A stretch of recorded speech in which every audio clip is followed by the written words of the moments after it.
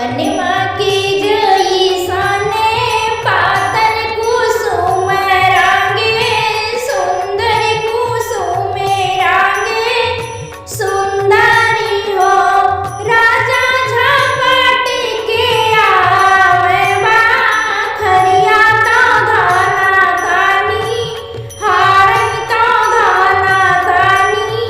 हाराई हो वहिनी राजा झपटी के आवे बा खरिया तो धाना कानी हारन तो धाना कानी हाराई हो दुअरे से आए सासु तो बेटा से रजगारी बेटा से रजगारी हो बेटा का करवाए तानी सु रतिया लालाने नाही होई है लालाने नाही होई हाई हो बेटा का करवाए तानी सु रतिया लालाने नाही होई है लालाने नाही होई हाई हो बेटा सुंदर सूरतिया कावाने जे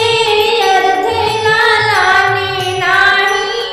होई है लालाने नाही होई हाई हो बेटा नाही भाई कोला लनवा बियावा दूसर करबै बियावा दूसर करवाई हो बेटा नाही भाई कोला लनवा बियावा दूसर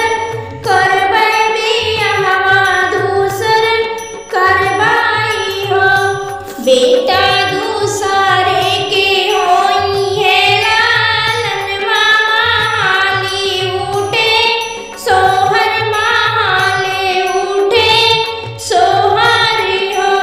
बेटा दूसरी बाहु आलाई औ पहला लाने उनके होई है लालाने उनके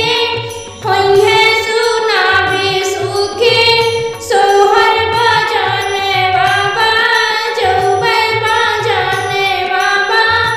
जौबाई हो इतनी बात